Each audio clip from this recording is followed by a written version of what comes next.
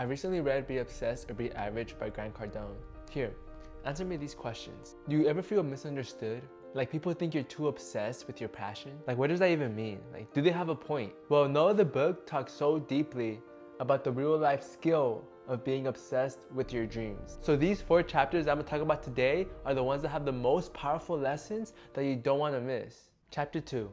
Obsession is your only option. Because you're here, I know that you're a big thinker, a big dreamer, and someone who wants huge success. Which means you're probably also frustrated because you know you can do more. Every time you see someone achieve greatness, you wonder, why am I not doing that? And that's a good thing. Or when you also stay up late at night thinking, 5 years into the future, where are you going to be? That also is a good thing. In fact, I know you're here for one of these 3 reasons. 1 is because you got off track from pursuing your dreams because society told you. 2 is that your vision is clear, but you need some more validation or guidance. And 3, you know obsession isn't a bad thing, but you just aren't living it yet. But this is what you need to understand. The obsessed embrace the fact that they and they only are responsible for their success. Meaning that you and you only can settle for less. Because at the end of the day, people may feel sympathy for you, they may offer you a shoulder to cry on, but understand that nobody has the emotional ability or financial capability to help you when you don't make it. And also understand that those who suggest you should settle for less than your potential are doing so because they are trying to make a decision to settle for less in their own lives. But actually, they didn't settle, they quit. They quit short of their potential and are now trying to make sense of why they did, so there's no exception to this. On the other hand, the super successful would never tell anyone to do less and settle or to be satisfied. They will never tell you it's a dream, but would always encourage you to do more. So I want you to know that when you commit to being obsessed, you will be labeled as an outlier, a freak, and a weirdo. So you need to stand up and claim your greatness. Because no matter how much love a person or concern someone has for you, they don't have your dreams. Those belong only to you, and they make you unique. Chapter 4. Feed the beast. What you pay attention to is what you get, and the more attention you give something, the more you feed it, the stronger and the more powerful it grows. So that's why you need to feed into winning, feed into success, and feed into your potential. Now make a list of the things that make you stronger and those that don't. Then use everything that makes you stronger to feed the beast and starve anything that causes you doubt.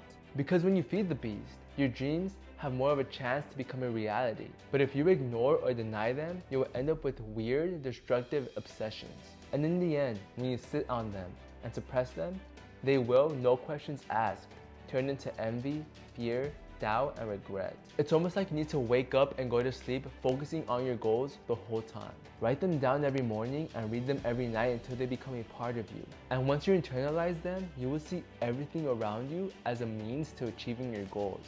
And at the very moment that you quit this practice, you will find yourself in the repetitive cycle of work without practice. What this means psychologically is that you will be working on a bunch of nothing, thinking all the hard work that you are doing is leading to something. So the easiest way to feed our beast is to spend time learning something or learning how to be even better at something you're already good at. Simply put, the point is to immerse yourself in knowledge. Chapter 5. Starve the doubt. Most people are so filled with doubt that they're unable to believe in themselves enough to become obsessed with their own success. Instead, they let fear get in the way. You really gotta understand that doubt is a huge dream killer. Grant Cardone said that I believe that your fanatical, all-in mentality, which everyone has caused you to doubt, is not the problem. Because doubt itself is the problem. Doubt is the most dangerous and insidious form of mental terrorism on this planet. So you gotta make it known to everyone that needs to know how prepared you are to become obsessed with your passions. Tell them straight up that I am addicted to being obsessed and I'm committed to my future regardless of my past. Let them see and let them know that you have removed your foot from the brake and are stepping only on the accelerator. Make it super clear that your doubt will be treated as your enemy. And understand now that you said it publicly, there will be so many haters and naysayers who will come out of all directions with opinions on how wrong and ridiculous your dreams are. Their doubt, fear, and jealousy and advice to quit will come at you. And I must emphasize that they will come at you from all directions. And this is when most people quit. They listen and then they themselves quit on their own dreams. But what you need to tell yourself is that I'm too obsessed and I'm too locked in. And just remember that there are so many naysayers and haters. And I know for a fact that I cannot be one of those haters or naysayers, and neither can you. Chapter 11, Control Freak. Grant Cardone was asked in an interview, do you consider yourself to be a control freak?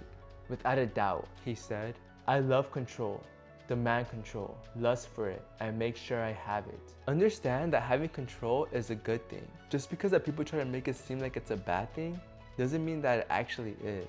The fact is that people that are out of control are the ones that give it a bad name. And remember that whatever they criticize are the exact things of what they've given up on. Because the same people that complain about control refuse to take control over their environment, and later on just hate their environment. Especially now, if you refuse to take control, somebody else will. The media, Instagram, TikTok, Snapchat, they all make a huge effort every second of every day to control anyone who will pay attention. So many people today don't think enough of themselves to believe that they can change their environment. Nevertheless, take control of their mindsets, their finances, their time, their results, and so on. But tell yourself, that's never going to be me.